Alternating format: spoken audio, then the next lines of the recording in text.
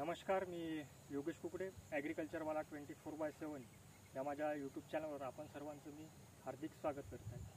आता तुम्ही बघत आहात, मी वांगीच्या एका प्लॉटमध्ये आहे उभा आहोत. या प्लॉटमध्ये शेंडा अळीचा प्रादुर्भाव हा खूप मोठ्या प्रमाणामध्ये दिसून येऊन राहिलेला आहे. या शेतकऱ्यांनी आतापर्यंत खूप अळीनाशकांचा वापर केलेला आहे.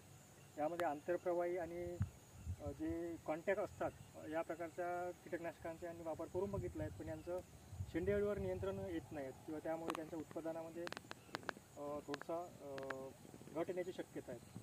त्यामुळे आज आपण या वांगी पिकावरील एकात्मिक कीड व्यवस्थापन आपण कशा प्रकारे करू शकतो त्यावर आज आपण थोडक्यात माहिती करून घेण्याचा प्रयत्न करणार आहोत. आता एकात्मिक कीड व्यवस्थापन करण्याकरता आपल्याला ज्यावेळेस आपण वांगी या पिकाची लागवडीकरता निवड करतो त्यावेळेस जे रोपे असतात, जे आपण रोपे नर्सरीमधून लागवडीकरता आणतो, तर सर्वप्रथम काय करायचं आहे, जे रोपे आपण आणतो आहे त्या रोपांना एका द्रावण तयार करून एक कीटकनाशक आणि बुरशीनाशक याच्या द्रावणामध्ये बुडवून नंतरच त्या रोपांची आपल्याला शेतामध्ये लागवड करायची आहे.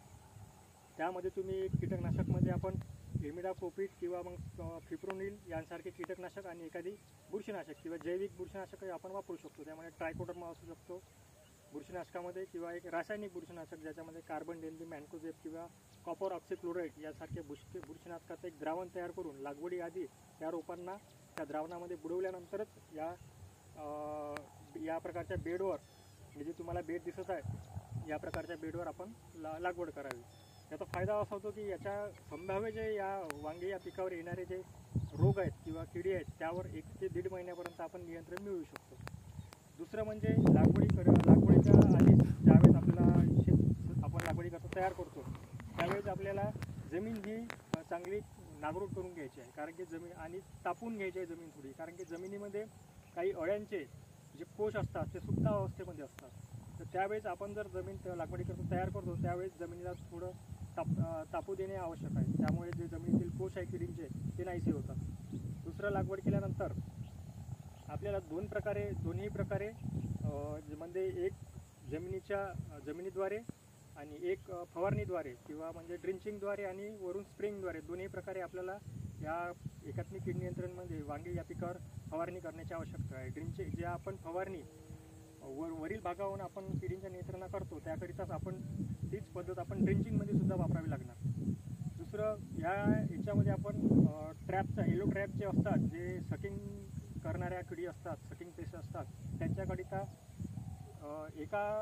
समजा 1 एकर जरी आपली वांगी लागवड असेल तर 8 ते 10 आपल्याला येलो ट्रॅप आपल्या शेतामध्ये लावणे गरजेचं असते. कारण की जे आहे ते येलो कलरचा जो कलर आहे तो हा दुरून थोडा फोकस करत असतो, त्यामुळे किडी त्यावरून आकर्षित होतात आणि त्यावर चिकट द्रव्य लागलेलं असतं. त्यामुळे जे पतंग असतात, अळीचे पतंग असो किंवा मग रसशोषण करणाऱ्या किडीचे पतंग असतात, ते त्या येलो स्टिकरला जाऊन चिपकतात. त्यामुळे सुद्धा किडींचं आपण नियंत्रण करता येईल.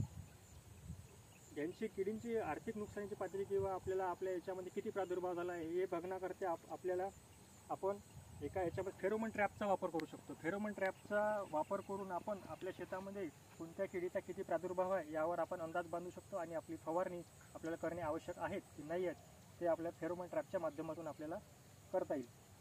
दुसरं, फवारणीमध्ये जे आहेत यामध्ये आता फवारणीमध्ये शेंडे अळीचा आणि फळखाण्या अळीचा प्रादुर्भाव आपल्याला वांगी पिकात खूप मोठ्या प्रमाणात दिसतो, त्यामुळे नुकसान सुद्धा खूप मोठ्या प्रमाणामध्ये होते. अशा वेळेस काय करायचं आहे, जे आपण कीटकनाशक निवडतो त्यामध्ये जे कॉम्बिनेशनवाला कीटकनाशक आज मार्केटमध्ये उपलब्ध आहे, जसं की मार्शल, FMCचं मार्शल आहेत, बायर कंपनीचं सोलोमन आहेत, ज्यामध्ये इमामेक्टिन बेंडोएट प्लस सायक्लोथ्रिन या नावाचे काही कंटेंट असतात. ते एकदम चांगले कंटेंट आहेत, तर आपण ते शेंडा अळीच्या नियंत्रणाकरता वापरते. त्याकडे एकदम हलक्या स्वरूपाचे कीटकनाशक आपल्याला यामध्ये वापरणार, कारण की वांगी हे पीक एक सहनशील पीक असून किडींना पोषक असं वातावरण आणि उष्ण आणि कोरडे वातावरण जे असतात ते या उन्हाळ्या हंगामामध्ये तसंही रोग आणि किडींचं प्रमाण कमी असते, म्हणजे शेंड्या अळीचं प्रमाण जे असते या वांगी या पिकावर जास्त असतात. त्यानंतर आपण जे यामध्ये बुरशीजन्य रोगाचा काही याच्यामध्ये आपल्याला प्रादुर्भाव दिसून येतो. या बुरशीजन्य रोगामध्ये काय आहे, काय झाडाचे काही पाने वाळलेले दिसतात किंवा मुळांमधून मूळ सड लागलेलं जाते, त्यामुळे पूर्ण झाड वाळून जातं. तर त्याकरिता आपल्याला ड्रिंचिंगद्वारे आपल्याला बुरशीनाशकाचा आपल्याला यामध्ये झाडांना ड्रिंचिंगद्वारे आपल्याला औषध आपल्याला या पिकांना देणे. या थोडक्यात या सर्व बाबींचा जर आपण वापर केला याच्यामध्ये आपण दुसरे कंटेंट आहे जे चांगलं कंटेंट आहे जे शेंडाळीच्या नियंत्रणाकरता आपण वापरू शकतो. FMG कंपनीचा मार्शल एक औषध येतं त्याचासुद्धा आपण शेंडाळीच्या नियंत्रणाकरता वापर करू शकतो. तर याद्वारे आपण काही नैसर्गिक पद्धतीचा वापर करून आणि काही रासायनिक कीटकनाशक किंवा नैसर्गिक पद्धतीचा अवलंब करून आपण एकात्मिक कीड नियंत्रण पद्धतीने आपण वांगी पिकामध्ये येणाऱ्या कीड आणि रोगांवर नियंत्रण मिळू शकतो. माहिती कशी वाटली कॉमेंटमध्ये कळवा आणि माझ्या चॅनलला लाईक शेअर आणि सबस्क्राईब करायला विसरू नका. धन्यवाद.